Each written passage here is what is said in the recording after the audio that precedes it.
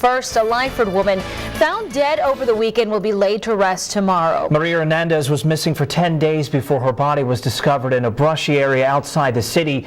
And while early reports indicate suicide, her family is not ready to believe she took her own life. This is the path Norma Hernandez says her late sister Maria would walk almost every evening from her Lyford home. I can see her walking.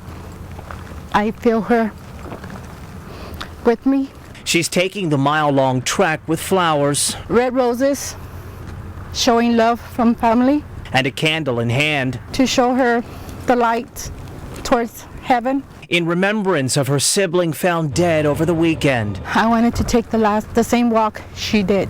This is my closure. The 10-day search for the 41-year-old ended in a brushy area where the Lyford water tower can still be seen to the west.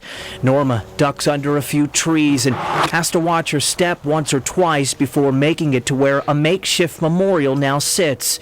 It's an emotional moment for Norma, who remembers the good times growing up. She was always smiling.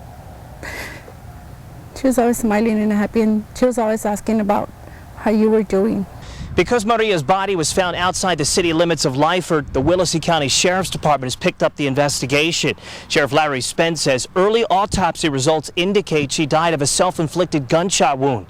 Maria's family is not ready to call it a suicide. Everybody says she had a mental illness and that she was suicidal. To me, that's not her. I think something happened. Authorities have all but ruled out foul play. A metal detector is used to try and locate the bullet casing from a gun found under Maria's body. Norma says closure is tough, with questions surrounding her death still unanswered.